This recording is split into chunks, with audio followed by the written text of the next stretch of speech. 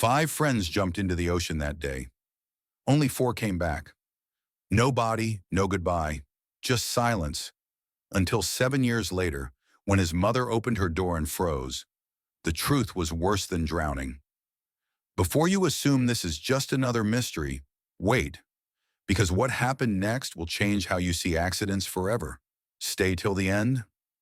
The water was calm, too calm. Mark, Jake, Liam, Sarah, and Daniel had done this 100 times, scuba diving off the coast, laughing as the waves rocked their boat. But that day, the ocean didn't give Daniel back. 1 minute, he was adjusting his oxygen tank. The next, gone. No bubbles, no scream, just empty blue.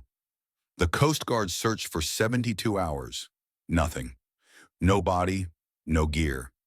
Just a missing person report and 4 friends who swore they saw nothing. But Daniel's mother, Helen, never stopped listening. 7 years later, on a rainy Tuesday, her doorbell rang. The man on her porch wasn't a detective, wasn't a cop. He was someone she recognized, one of the 4 friends from the boat, and he was shaking. "Helen, we lied. Daniel didn't drown. He was..." The man on Helen's porch was Jake, Daniel's childhood friend, now hollow-eyed and smelling of whiskey. Rain dripped from his jacket as he clutched a rusted metal box. His knuckles were white. "We promised never to talk about it," he said, voice cracking.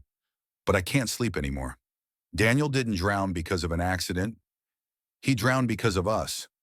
Helen's hands trembled as she took the box.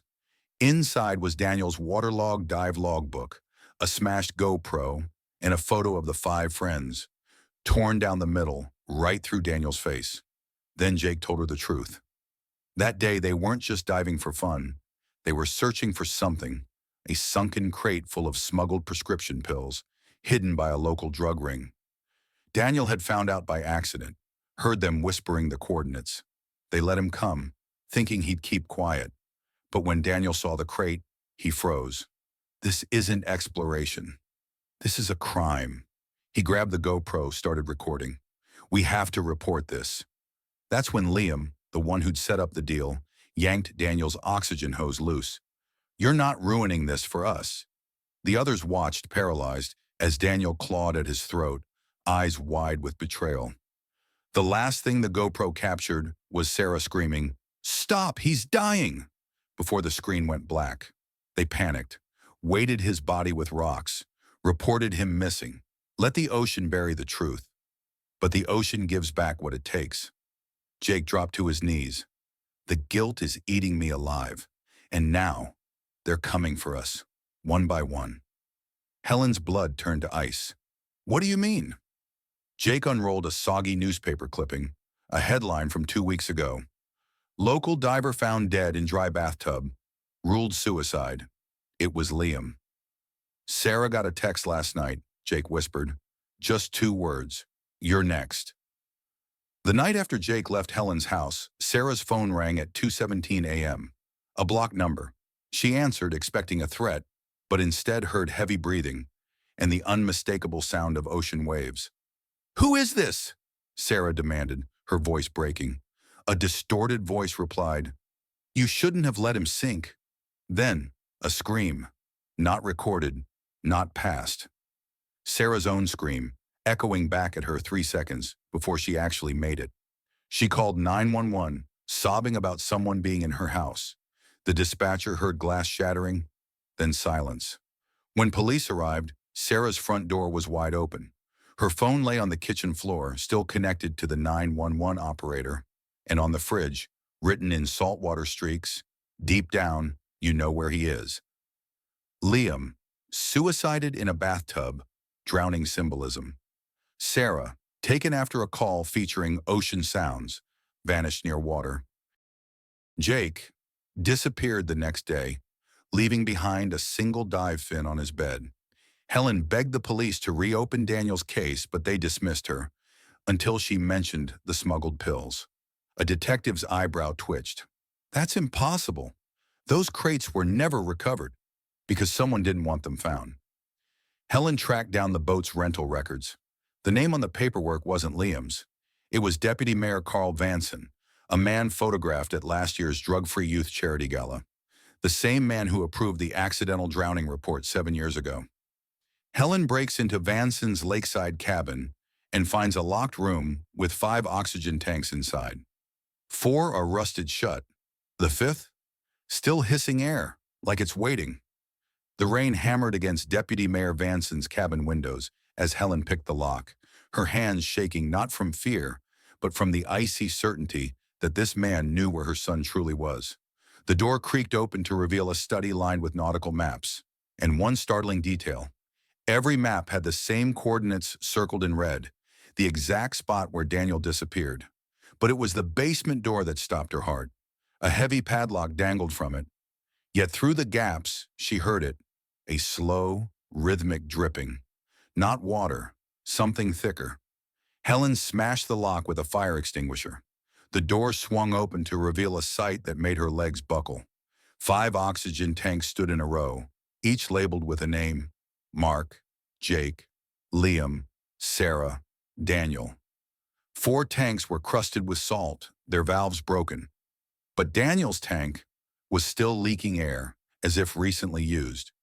Then she saw the video camera on the desk. The footage showed a diver in a wetsuit, not Daniel, but Vanson, swimming towards something glinting in the depths. The moment he touched it, the screen cut to static. Then came the whisper, "Helen, you shouldn't have come." She spun around just as the cabin lights went out. The darkness in that cabin was thicker than the ocean's abyss. Helen's breath came in ragged gasps as she fumbled for her phone's flashlight, only for a hand to clamp over her mouth from behind. "Scream, and you'll end up like your son," a voice hissed. Not Vanson's. Mark's, the last of the 5 friends. His fingers smelled like salt and gasoline. But Helen was done being afraid. She elbowed him hard, sending a framed photo crashing to the floor. The glass shattered, revealing something hidden behind it, a sonar scan of the ocean floor. And there, clear as day, was the outline of a human figure, still holding on to the smuggled crate. Mark lunged for it, but Helen was faster. "You knew he was down there this whole time," she whispered, horrified. "You left him." Then, a sound that shouldn't exist. Daniel's oxygen tank hissed louder. The needle on its pressure gauge twitched, as if someone had just taken a breath from it. Mark's face went slack with terror. "That's impossible. We waited him. He couldn't have." A phone rang. Helen's. Unknown caller. She answered, and the voice that came through was garbled, metallic, drowned. "Mom, they forgot. Water isn't always deep enough to hide things." The line went dead. Outside, thunder split the sky as Helen realized the truth. Daniel wasn't in the ocean anymore. The storm outside mirrored the chaos in Helen's mind. That voice, distorted, waterlogged, but undeniably Daniel's, had just spoken words no mother should ever hear from a dead son. Mark stumbled back, his face a mask of primal fear. "This isn't happening. We made sure." A deafening bang cut him off.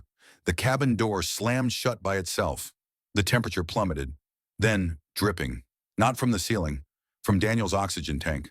The puddle spread across the floorboards, but instead of water, it was dark red. Helen's phone buzzed with a new notification, a security alert from her home cameras. The footage showed her living room, empty, until a soaked figure appeared in the hallway mirror for a single frame, wearing Daniel's dive suit. Mark saw it too. He bolted for the window, but the latch was rusted shut. "He can't be alive. We left him at 60 feet. No one survives that without..." A new sound cut through the storm. Knocking. 3 heavy impacts on the basement door.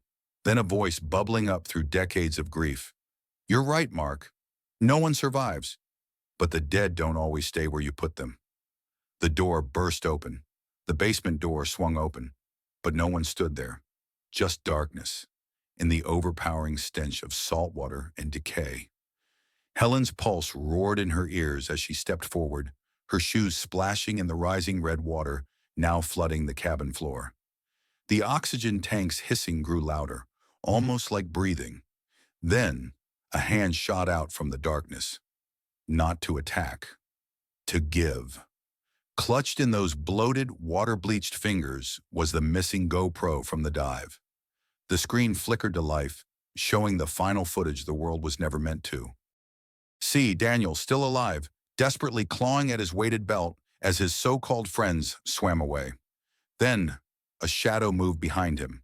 Not a shark, a diver. Vanson. The deputy mayor didn't rescue Daniel. He held him down. The screen cut to present day. Vanson's yacht anchored over the dive site, where divers were illegally retrieving the smuggled crate. Proof. Mark screamed as the water reached his knees, now swirling with something unnatural. Seaweed?